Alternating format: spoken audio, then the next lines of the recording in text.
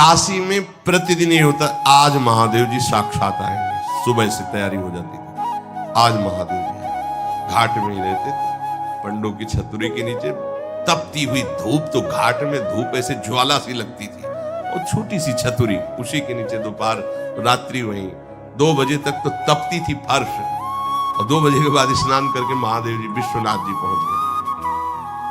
बस रोज ही आज मुझे, आज तो निश्चित।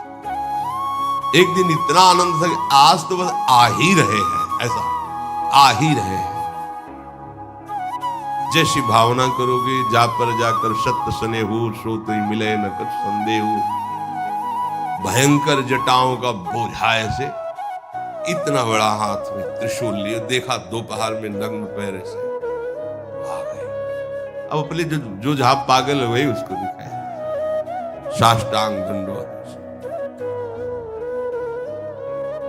मौन, कुछ बोले नहीं। हम तो बस वैसे स्तब्ध, जैसे कोई जड़वत। बाद में विचार आया, इसका मतलब क्या था? मैं ही मैं हूं, दूसरा कोई। अलग से देख ली की भावना मत करो, कण कण में मैं विराजमान। एक दिन भाई जी के प्रति बहुत आकर्षण जब था, एक स्वप्न देखा कि स्वप्न में हम भाई जी से पूछ रहे कि मुझे श्री कृष्ण की प्राप्ति कब होगी।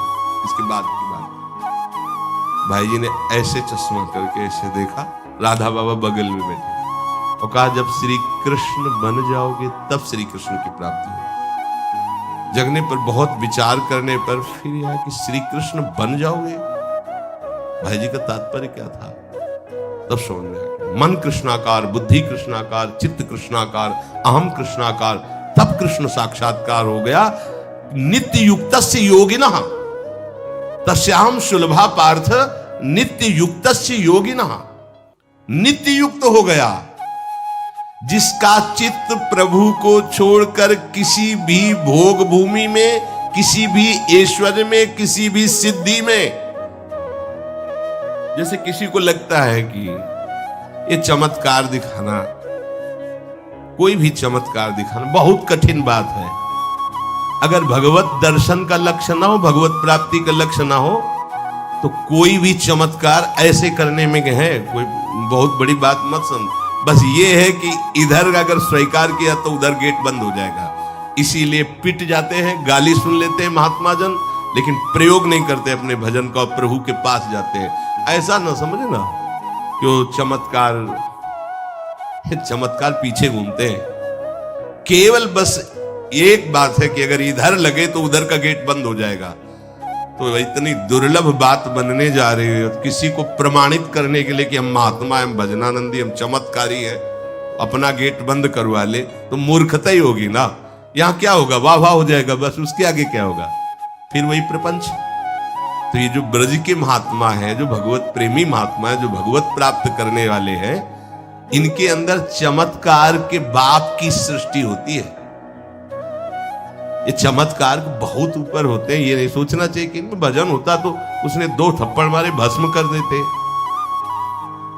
भजन का जानते हो, भजनानंदी का 2 थप्पड़ मारा है, तुम्हें निश्चित भगवान की प्राप्ति हो, तुम्हारा कभी अमंगल न हो, भगवान तुम्हारे परिवार को भी सुखी रहे, और तुम आजीवन स्वस्थ रहकर पवित्र बुद्धि के द्वारा भगवान को प्राप्त। ये महात्माओं का बल होता है। महात्माओं के बल थोड़ी होता है किसी ने गाली दिया, मार दिया, जा भस्म हो जा।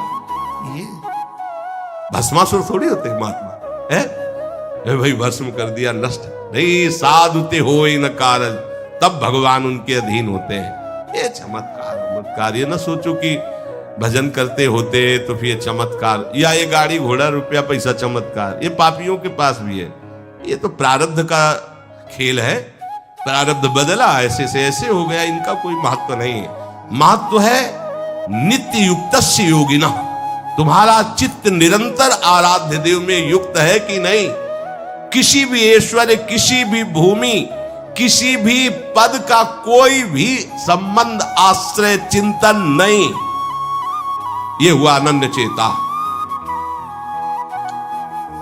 जैसे पतिव्रता स्त्री का मन केवल पति के ही सुख में निमग्न रहता है, पति का चिंतन, पति की बातें, पति वो उसी में मगन रहती है। पति के सिवाय उसके मन में अन्य किसी पुरुष का राग पूर्वक चिंतन कभी होता ही नहीं। जैसे शिष्य का गुरु के सिवाय कहीं चिंतन नहीं होता। पतिव्रता पत्नी का मन प्राण तन सब पति के ही सेवा में, चिंतन में, मनन में। जैसे शिष्य का गुरु के ही तन, उनकी सेवा में मन, उनके आज्ञा के पालन करने में एक एक चेष्टा गुरु की प्रसन्नता के लिए, कोई दूसरा इष्ट शिष्य का होता ही नहीं है। शिष्य का कोई दूसरा इष्ट नहीं होता। ऐसे शिष्य को अपने गुरुदेव में ही भगवान का साक्षात्कार हो जाता है। क्योंकि पर्दा हटा तो देख लिया कि प्रिया प्रीतम मुस्कुराते हुए बैठे। श्री भट्ट देवाचार्य जी के पास जब हरिव्यास देवाचार्य जी आए तो कहा, भगवान हम शिष्य बनना चाहते हैं। उनका तुम्हें हमारी गोद में कुछ दिखाई दे रहा है? तो कहा ऐसा में कुछ तो नहीं दिखाई दे रहा है। तो उनका फिर अभी तुम जाओ गिरिराज जी की 12 वर्ष परिक्रमा करो, राधे राधे बोलो 12 वर्ष। ऐसा ही किया। 12 वर्ष बाद फिर आए, अब कुछ दिखाई दे रहा है? बोले भगवान कुछ नहीं दिखाई दे रहा। बोले जाओ फिर 12 वर्ष करो। कह रहे कि जो शिष्य है गुरु के सिवा और कोई इष्ट रहे हैं, उन्हीं का चिंतन, उन्हीं के आगे, तो वही उसको साक्षात्कार हो जाता है। जब 24 वर्ष बाद आज्ञा पालन करके आए तो देखा प्रियालाल गोद में। बोले अब कुछ दिखा है? हाँ। बोले प्रियालाल महाराज जी विराजमान है, आओ। वही महावाणी के रचयिता श्री हरिव्यास देवाचार्य जी गुरु आज्ञा में एक कदम पीछे ने 24 वर्ष गिरिराज जी की परिक्रमा राधे राधे आए नहीं, जब तक आज्ञा पालन नहीं हुई। आज्ञा पालन साक्षात्कार करने के बाद मंत्र दीक्षा दी। आज्ञा पालन का फल भगवत साक्षात्कार। जो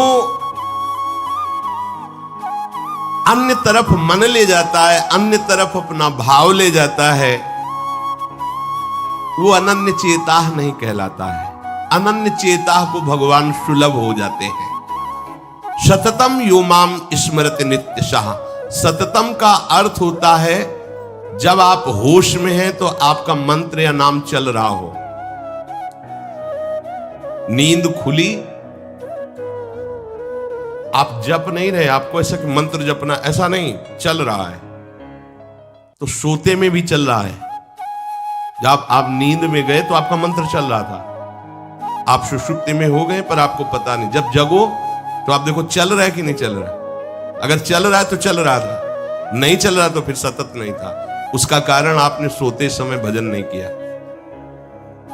यह भी गुरु कृपा से पहले ही सिखा दिया गया था कि जब तक गाढ़ नींद ना आवे तब तक आसन में बैठ के मंत्र जप करो, जब आ जाए तो लेट जाओ, मंत्र का ही चिंतन करते हुए। उसे प्राय उपासक जो भजन करते हो अनुभव करते होंगे, जगते ही मंत्र चल रहा है। सैकड़ों बार तो ऐसा अनुभव हुआ कि हम सो ही रहे हैं पर आसन में बैठ गए।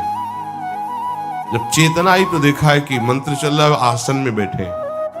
अभ्यास बहुत बड़ा बल होता है। सोते मतलब अभी नींद खुली नहीं, आसन में बैठ गए। बिल्कुल कभी भी जीवन में मतलब 10-5 मिनट का अंतर तो कह सकते हैं, लेकिन ऐसा नहीं कि आधा घंटा 1 घंटा का अंतर कभी जीवन में पड़ा हो। और वो अलार्म कभी जीवन में लगाया नहीं। गंगा किनारे कहाँ अलार्म। अभ्यास बहुत बड़ी ताकत होती, बहुत। आप सोचो अभ्यास नहीं तो नेत्र खोल के भी निशाना नहीं लगा सकते हो। अभ्यास है तो शब्द पे गोली मार देगा, आवाज हुई ठीक वही गोली लगेगी। अभ्यास बहुत बड़ी ताकत होती है। अभ्यास इतना भजन का, सततम योमाम स्मृति नित्यशः, बहुत कठिन लग रहा है ये, पर एक बार मन पकड़ लेगा तो बहुत आनंद आएगा। कैसी कैसी आनंद वृत्तियां होती हैं निरंतर भजन करने वालों की। दूसरे की जरूरत नहीं, अपने आप में नाचता है, अपने आप में बातें करता है, अपने आप में हंसता है, अपने आप में खेलता है। उसे किसी और की जरूरत नहीं होती। वो अपने आप, जो आप है ना, वो अपने आप से खेलता है, अपने आप में हंसता है, अपने आप से बातें करता है। जो भगवत प्राप्ति करना चाहता है, जो अध्यात्म की ऐसी ऊंचाई पर पहुंचना चाहता है जहां काम क्रोध लोभ मोह मद मत्सर ईर्ष्या द्वेष इनका प्रवेश ही नहीं, इनकी पहुंच ही नहीं है, कितना उस हृदय में आनंद होगा जिसमें कोई कामना नहीं, कोई द्वंद्व प्रभावित नहीं कर पा रहा। और यही तो प्राप्त करने के लिए हमें मानव देह मिला है। पीछे के पद में भगवान ने भक्त्या युक्तः शब्द का प्रयोग किया था। भक्ति युक्त, भक्ति प्रभु के सिवा अन्य कोई हमारा प्रिय न रह जाए, यह है भक्ति की कसौटी। ज्ञान की कसौटी, आत्मरति के सिवा और कहीं रति न रह जाए। आत्मावान, आत्मरति, आत्म क्रीड़ावान।